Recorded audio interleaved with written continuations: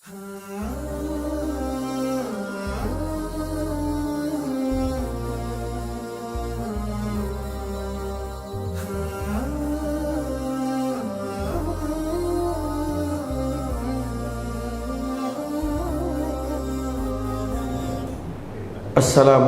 warahmatullahi wabarakatuh.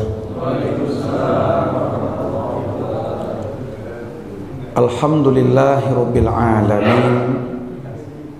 Wassalatu wassalamu ala asyrafil anbiya'i wal mursalin wa ala alihi wa ashabihi ajmain.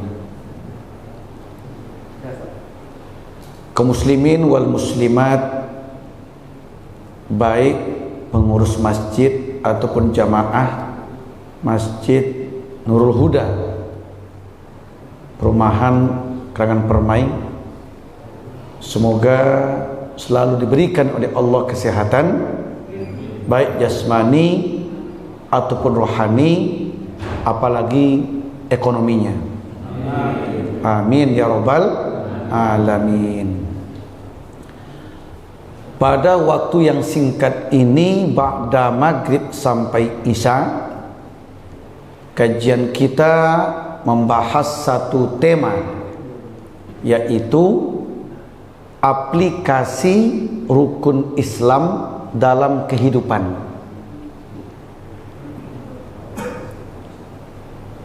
Sejak dari kecil, barangkali semenjak taman kanak-kanak,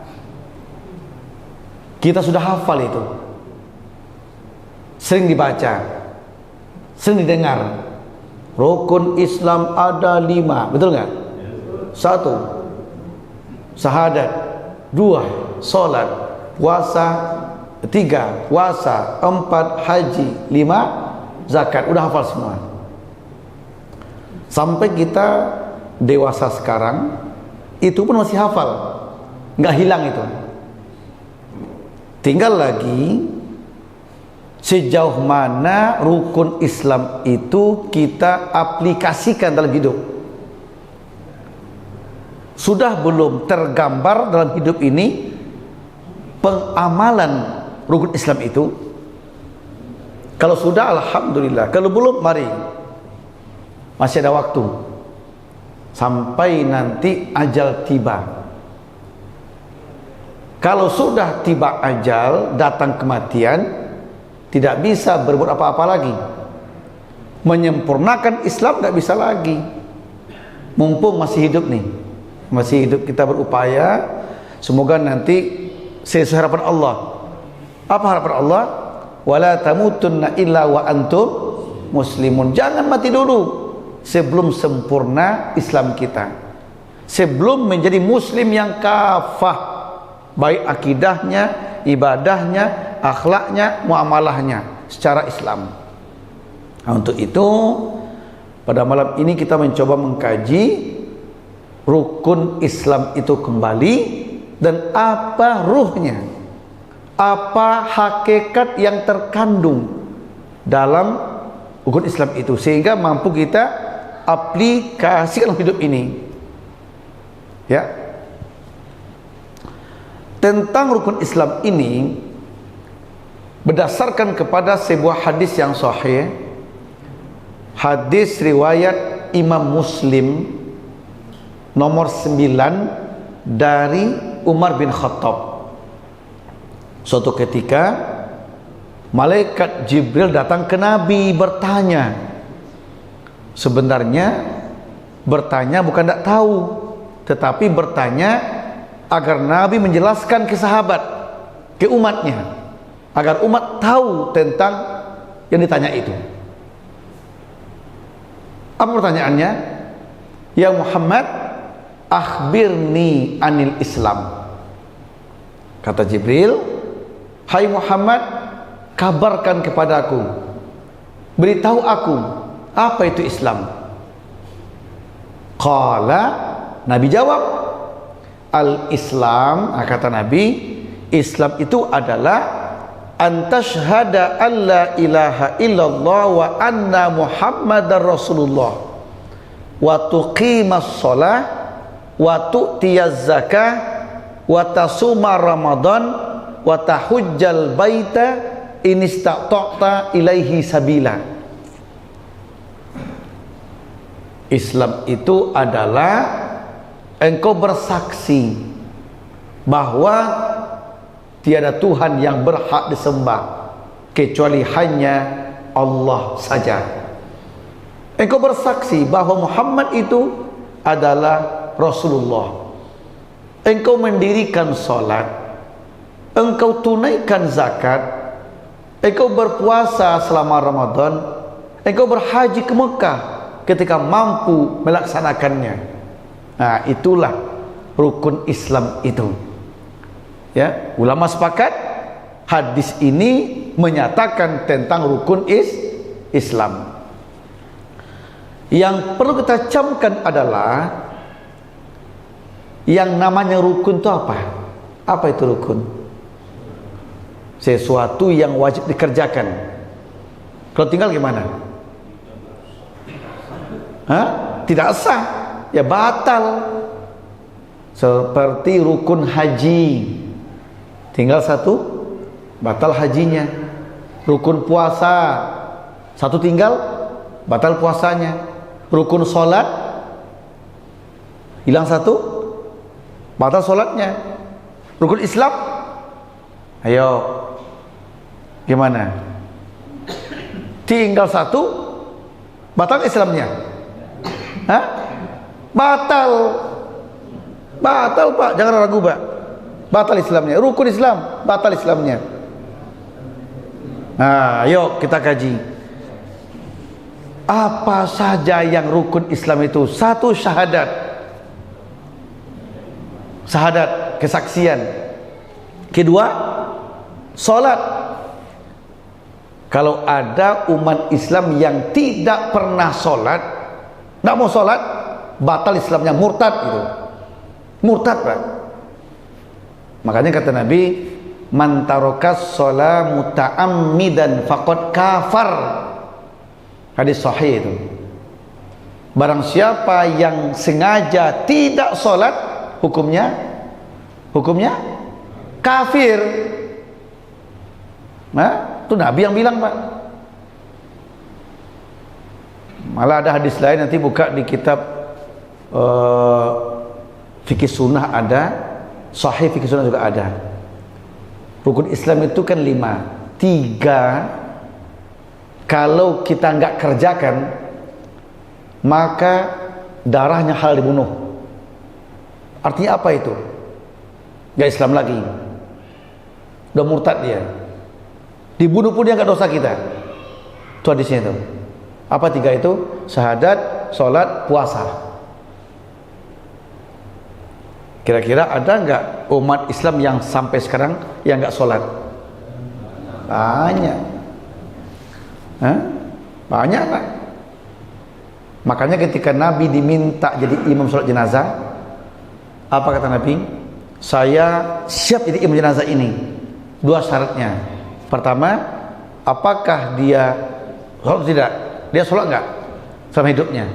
Oh ya Rasul, dia sholat. Nabi siap. Kedua, dia berutang nggak? Kalau berutang saya nggak mau jadi imamnya, kata Nabi, sampai lunasi hutangnya. Kata sahabat, Abu Bakar yang nunjuk, ya Rasul, aku jamin hutangnya. Benar? Kata Nabi, benar. Sudah, aku imamnya. Besok Nabi tanya, hai Abu Bakar, udah lunasi belum hutangnya? Sudah ya Rasul, alhamdulillah, kata Nabi. Artinya apa? Begitu pentingnya sholat dengan berhutang. Ya. Bapak Ibu, sholat. Yang ketiga tadi apa? Urutan di hadisnya, tuqimas sholat wa tu'tiyaz zakah. Di hadis tadi urutannya zakat dulu. Pertama syahadat, kedua sholat, ketiga zakat dulu di hadis itu. Zakat. Nah, cuma zakat itu wajib keluarkan bagi yang mampu. Kalau nggak mampu, rukunnya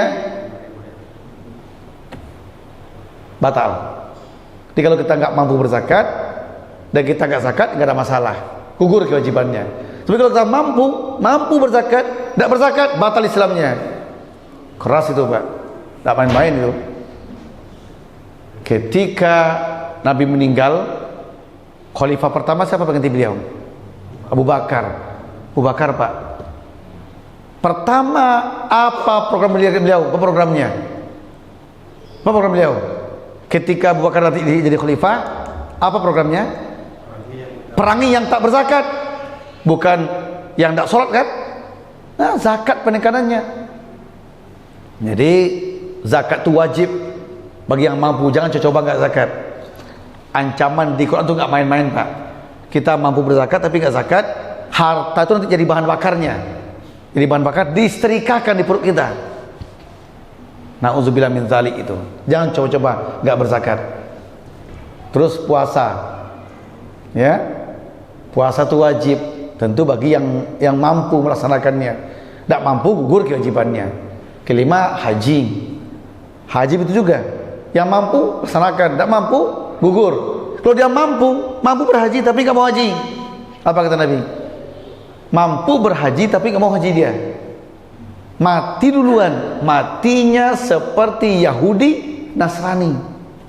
Itu kan ancaman tuh Pak, ancaman itu nggak main-main itu. Jangan coba-coba Pak punya rumah mewah, punya mobil, uangnya banyak, mampu untuk pergi haji, tidak berangkat, tidak mau daftar. Kalau seandainya mati duluan, maka matinya seperti Yahudi Nasrani, artinya mati kafir. Itu artinya Pak, tidak main-main itu. Nah, kadang-kadang umat Islam kan disepelekan Pak, disepelekan. Itu rukun Islam, jangan disepelekan, rukun itu. Kalau satu hilang batal hajinya Pak, batal Islamnya. Itu rukun Islam itu, ya. Begitu pula rukun wudhu. Kalau satu batal wudhunya. Tidak main-main kalau rukun Pak, ya. Di konsekuensinya apa?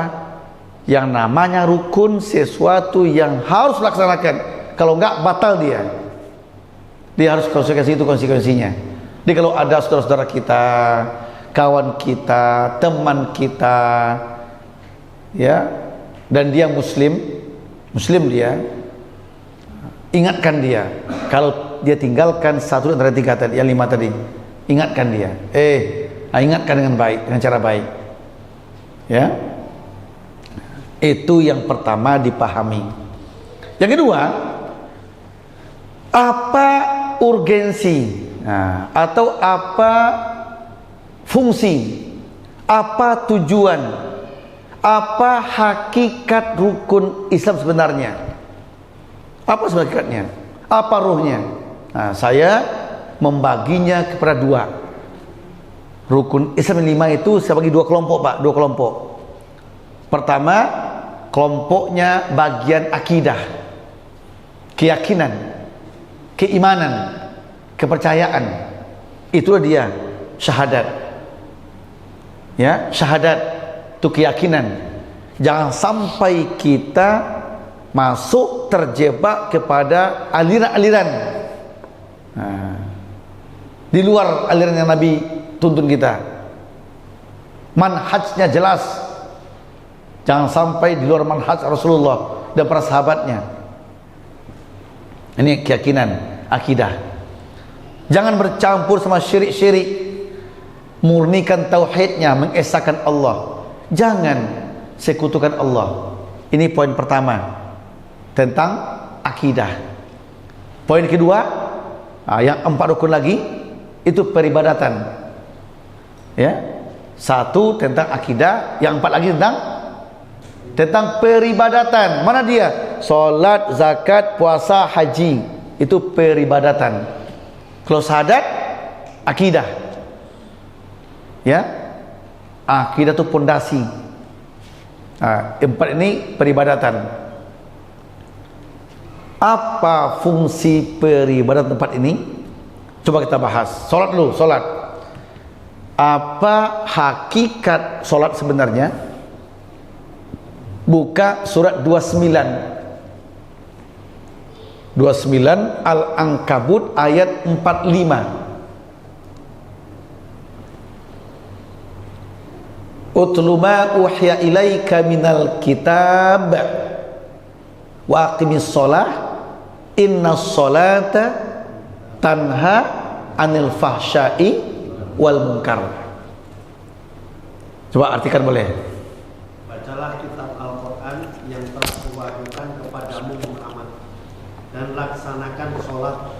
Sesungguhnya sholat itu mencegah dari perbuatan keji dan munkar. Dan ketahuilah, mengingat Allah, sholat itu lebih besar keutamaannya dari ibadah yang lain. Allah Maha mengetahui apa yang kamu kerjakan. Hai Muhammad, bacalah olehmu Al-Quran dan dirikalah olehmu sholat, karena sholat itu tujuannya, fungsinya, hakikatnya akan mencegahmu dari segala yang keji dan yang mungkar. Ini tujuan utama sholat yang kita kerjakan, agar kita tercegah, terhindar, terjauh dari segala yang keji dan yang mungkar. Sholat menjadikan kita hamba yang baik, bukan hamba yang jahat, hamba yang baik. Itu satu. Kedua, zakat. Apa pula ruhnya zakat? Buka surat 9 At-Taubah ayat yang ke-103. Surat 9 At-Taubah ayat yang ke-103. Khudz min amwalihim shadaqatan tutahhiruhum wa tuzakkihim biha. Ayo artikan. Ambillah zakat dari harta mereka guna membersihkan dan menyucikan mereka, dan berdoalah untuk mereka. Nah, khudz, hai Muhammad, ambillah harta mereka. Siapa mereka itu? Orang Islam yang kaya. Kalau saya memahami Pak, Muhammad itu kan dia Nabi, dia Rasul, dia pembesar, kepala negara beliau.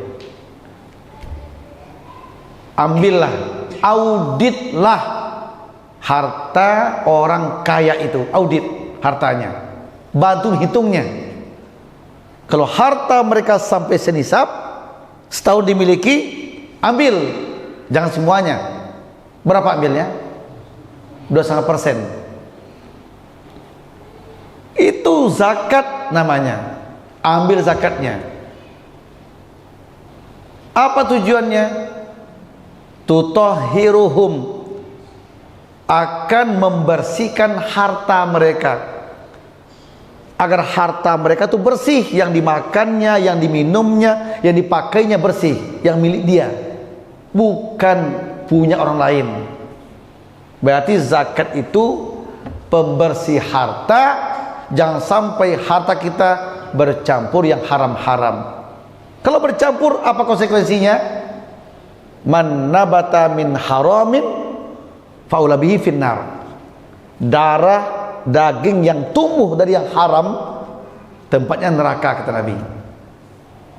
Jadi jangan enak makan minum yang haram. Justru kita menzolimi diri, sama dengan mencemplungkan diri ke neraka untuk dibakar tubuhnya. Kenapa? Itu kata Nabi, daging yang tumbuh dari yang haram, neraka tempatnya.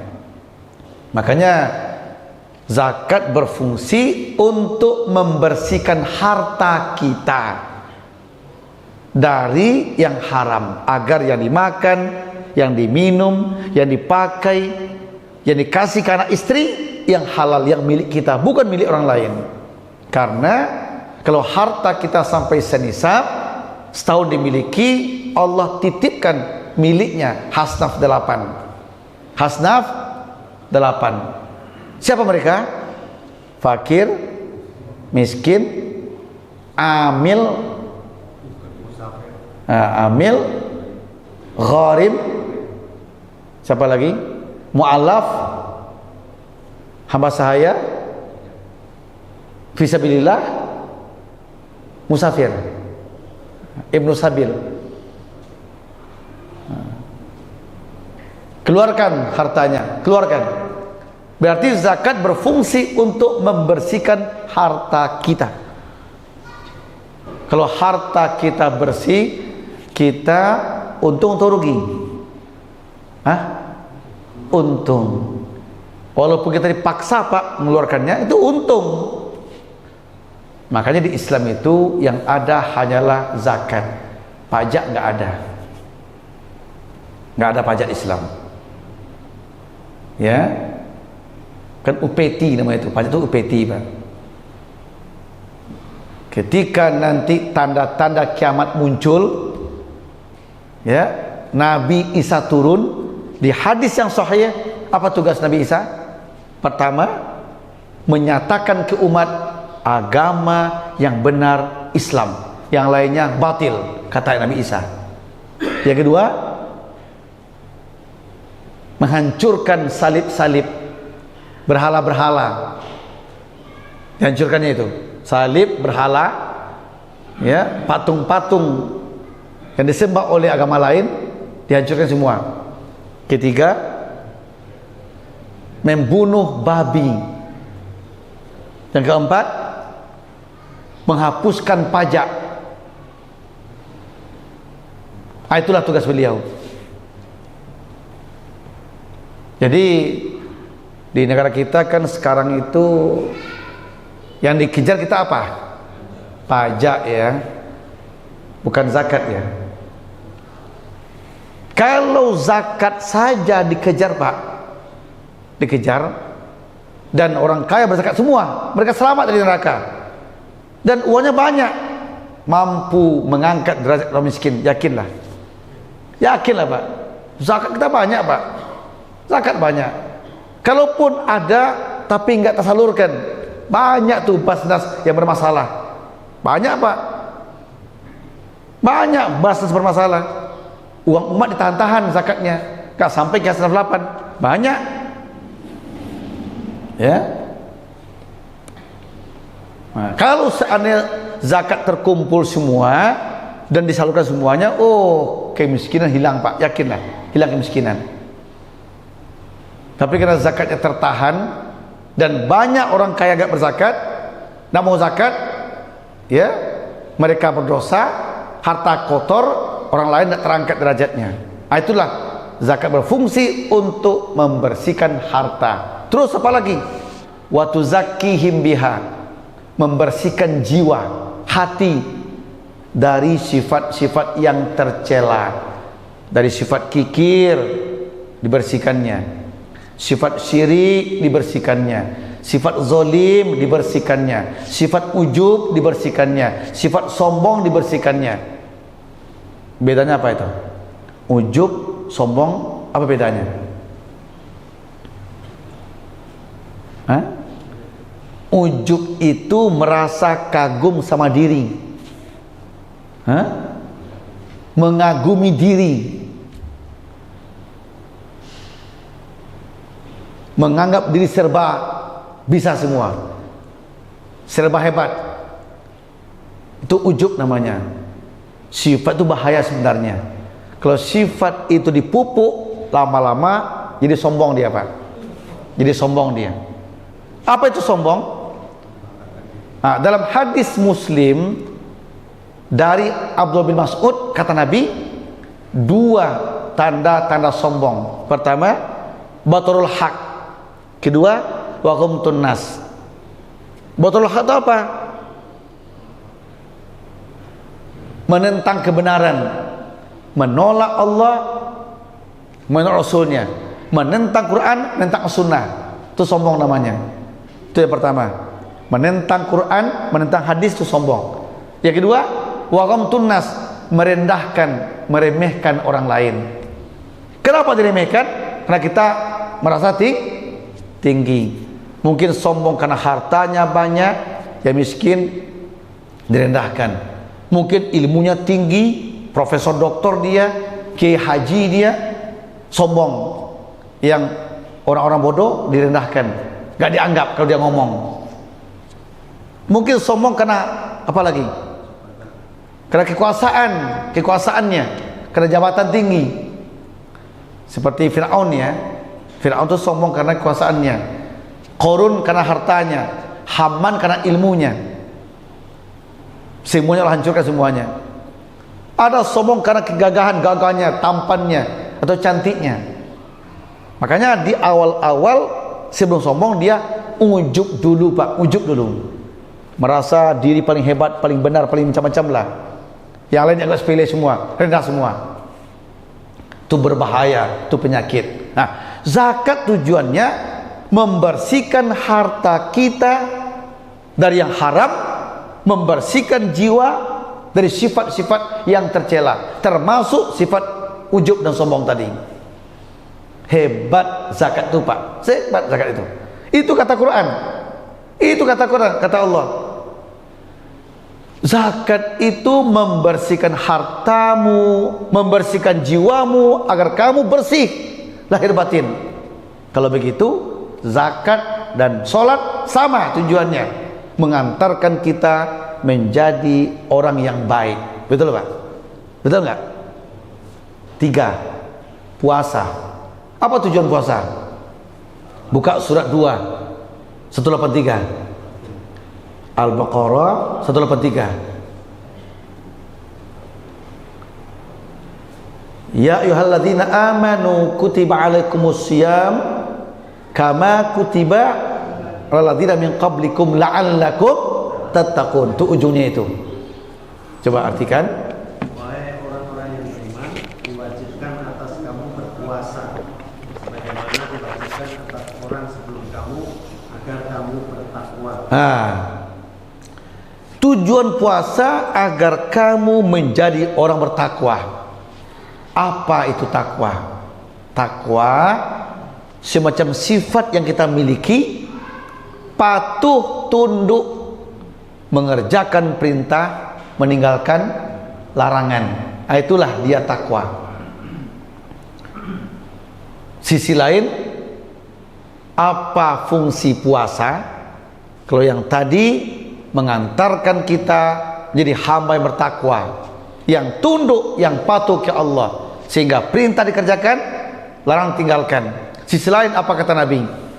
Dalam hadis riwayat Imam Bukhari 1905 dan Muslim nomor 1400 dari Abu Hurairah, kata Nabi, ya ma'syarus syabab man istata'a minkumul ba'ah falyatazawwaj wa man lam yastati' fa alaihi bis-shaum fa innahu lahu wija'. Wahai para pemuda. Ini enggak ada kita yang muda-muda ya. Ada nih muda satu. Ada yang muda satu. Muda semua. Masya Allah. Wahai para pemuda, kata Nabi,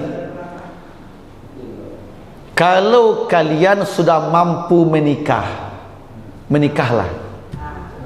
Jangan berlama-lama membujang. Bahkan menurut saya, menikah itu bukan hanya untuk bujangan Pak, untuk duda pun begitu. Itu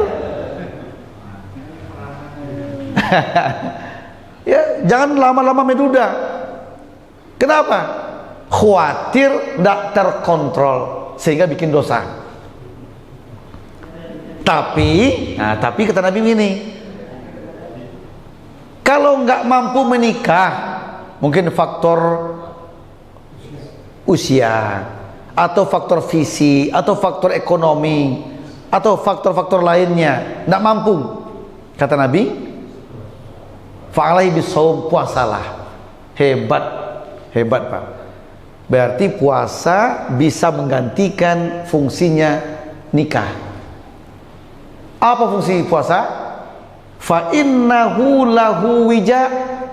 Puasa itu adalah alat untuk mengontrol diri, mengekang hawa nafsu. Ibarat mobil Pak, itu remnya. Jadi kalau mobil tuh laju kencang Pak, ada rem untuk pengendalinya. Puasa berfungsi untuk mengendalikan diri. Coba kalau kita puasa Pak, kita puasa mau bikin maksiat nggak jadi, kenapa? Puasa, betul nggak? Ya, apapun dosa mau kerjain, puasa nih, puasa nih, nggak jadi Pak. Nanti aja deh malam deh, gitu. Ya, yang penting ketika puasa kita bisa nggak mau itu, kita tahan diri kita. Itulah fungsi puasa kata Nabi, pengendali diri, rem, pengontrol diri, pengekang hawa nafsu.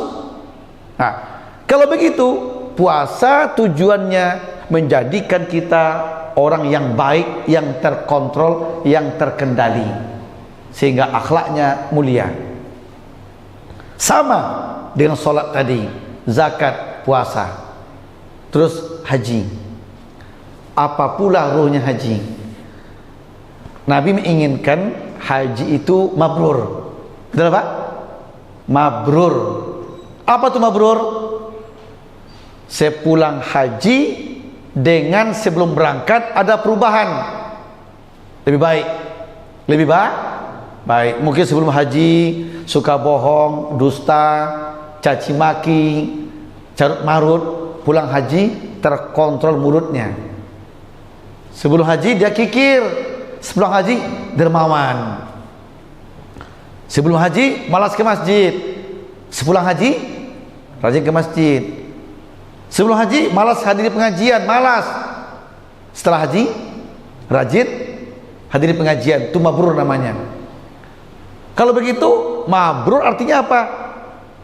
Lebih baik setelah pulang dari sebelum berangkat. Wah, haji ternyata fungsinya menjadikan kita orang yang baik, yang berakhlakul karimah. Dengan demikian 5 rukun Islam tadi Pak, 2 kelompok. Pertama akidah, luruskan akidah, benarkan tauhid. Kelompok kedua ibadah. Ibadah, salat, zakat, puasa, haji, itu ibadah. Keempat-empatnya sama tujuannya. Apa tujuannya? Mengantarkan kita menjadi orang yang baik, yang berakhlakul karimah, yang berguna untuk orang lain. Kalau begitu, orang Islam dengan mengamalkan rukun Islam tadi, maka mereka menjadi hamba yang baik. Ke Allahnya taat ibadah, ke manusia dia baik, berguna untuk orang lain, berakhlak mulia dia. Nggak cukup seremonial ibadah di masjid, rajin baca Quran, nggak cukup kalau nggak terkontrol ucapan. Nggak cukup di masjid kalau nggak baik di masyarakatnya. Itulah rukun Islam sebenarnya, mengantarkan umatnya menjadi umat yang baik, baik lahir ataupun batin, baik akidahnya maupun ibadahnya, sehingga mereka tampil dengan akhlakul karimah, budi pekerti yang baik. Nah, untuk sementara nih saya memuji nih langkah dari Profesor Mukti Ali, Mukti Ali ya, Menteri apa? Menteri apa istilahnya sekarang? Menteri Pendidikan Dasar dan Menengah. Wah, dibagi sekarang ya, dibagi-bagi. Ya udah, sekjennya Muhammadiyah kan, Abdul Mukti Mukti Ali ya, Profesor Abdul Mukti, sekjennya Muhammadiyah kan, jadi Menteri Pendidikan Dasar dan Menengah. Termasuklah di antara yang dirujukan pada rujukannya, kembalikan lagi belajar PMP katanya. Saya setuju Pak, agar cinta berbangsa bernegara, agar menjadi nasionalis yang luar biasa, patriot yang luar biasa, cinta bangsa, cinta negara. Saya setuju, itu bagus itu ya. Sehingga dulu Pak banyak sarjana PMP itu yang nganggur Pak, nggak ada lagi kegiatan. Kenapa? Nggak ada mata pelajarannya, maafnya nggak ada lagi.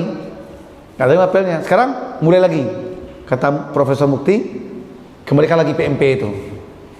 Nah, bagus sih, bagus. PMP itu di Islam identik dengan akhlak.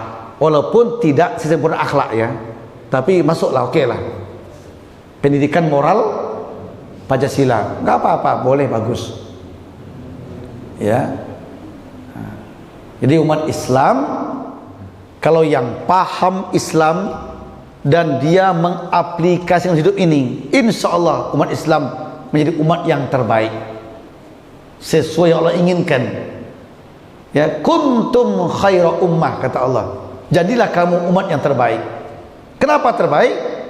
Akidahnya lurus, ibadahnya benar, akhlaknya mulia, riyadhahnya, latihannya melewati sholat yang benar, puasa yang betul, zakat yang benar, haji yang sempurna. Itu latihannya, itu riyadhahnya. Ya, Masya Allah. Ya, mudah-mudahan dengan kajian ini kita mampu mengambil hikmah, pelajaran darinya, dan kita mampu mengamalkannya dalam hidup sehari-hari, sehingga kedepannya semakin lurus iman kita, semakin bertauhid kita, semakin baik ibadah kita, dan memahami ibadah itu, dan kita menjadi hamba yang berakhlakul karimah. Mari kontrol ucapan, kontrol sikap perbuatan kita agar menguntungkan semua pihak. Itulah untuk materi kita pada malam ini. Udah masuk isya belum? Berapa menit lagi? 8 menit. Pas itu untuk diskusi ya. Nah, silakan kita diskusi waktu sampai 8 menit lagi ya, sampai 7:03 ya. Lewat 1. Ya, oke, silakan Pak. Silakan Pak, bertanya. Ya. Nah, Bapak belakang dulu, Bapak. Waalaikumsalam warahmatullahi wabarakatuh. Mohon penjelasan Ustaz, pemahaman tentang hukum Islam tadi yang akhir, yaitu haji. Ya, haji. Di sana disebutkan bila mampu. Ya. Yang di sini mampu ini apakah mampu 4 dari syahadat sampai dengan zakat, atau mampu dari segi turun juga? Ya. Mampu dalam haji artinya istitoah. Apa itu? Pertama, badan kita, tubuh kita sehat lahir batin, sehat jasmani, sehat rohani. Kalau kita cacat, nggak mampu namanya. Atau kita kata orang yang apa ya, yang pikun, nggak mampu namanya. Apalagi kalau gila. Kalau pikun nggak mampu, gugur, Pak. Kalau gila gugur itu. Ya? Atau fisiknya cacat, atau sudah tua, udah nggak bisa jalan lagi, gugur kewajibannya. Kalau dia hartanya banyak tapi dia lumpuh, kursi roda, gugur kewajiban sebenarnya. Kalau pergi juga ya silakan, tapi kalau nggak pergi nggak dosa dia, gugur. Jadi standar mampu itu apa? Pertama, badan sehat lahir batin, jasmani, rohani. Makanya harus melewati tes oleh dokter. Di kemarin itu kita mau haji kan dites Pak, dites di kecamatan, di puskesmas ya, dites sampai nanti ke Sudin. Ya kalau kita sehat segalanya, lulus, keluarlah surat istitoah namanya. Itu mampu pertama. Kedua, mampu secara ekonomi, terbayarkan ongkos pulang pergi. Nah itu. Tapi kalau uang nggak punya, utang dulu, jangan. Nggak mampu namanya. Saya nggak sesuai, nggak cocok tuh. Nggak sependapat dengan ada bank dulu yang menalangi ya. Saya nggak setuju Pak, nggak setuju saya. Saya telah ajukan ke Menteri, saya ajukan itu. Jangan dibolehkan Pak Menteri. Ya, stop. Kenapa? Itu nggak mampu dipaksakan. Akibatnya ketika dia berangkat, pulang dari haji, beban bagi dia untuk lunasinya. Beban Pak untuk lunasinya. Kalau dia meninggal, beban dari keluarga.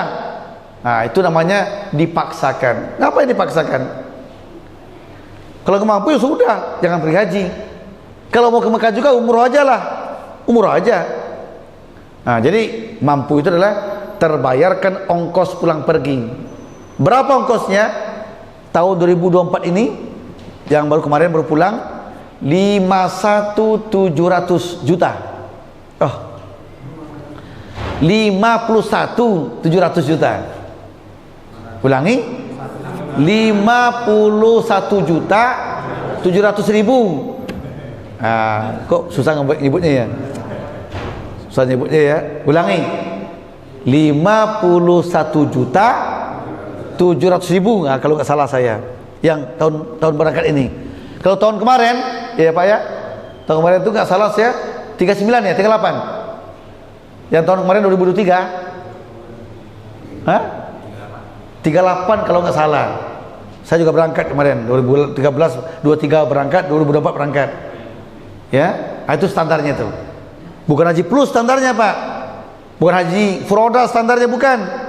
Standarnya haji pemerintah. Ada nggak uangnya?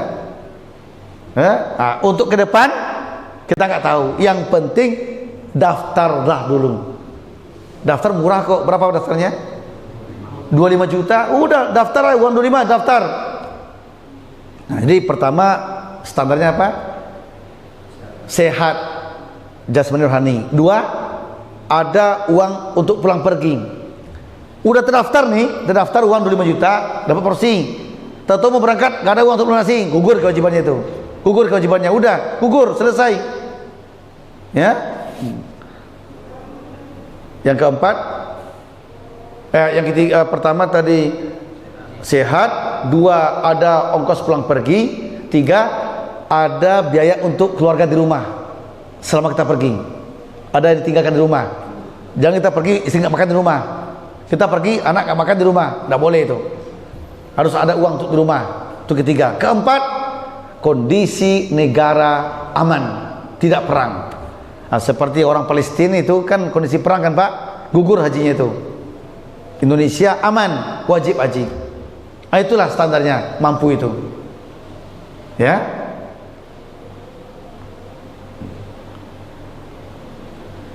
Cukup Pak ya? Karena waktu masuk? Atau masih ada, ya udah. Dikit lagi boleh.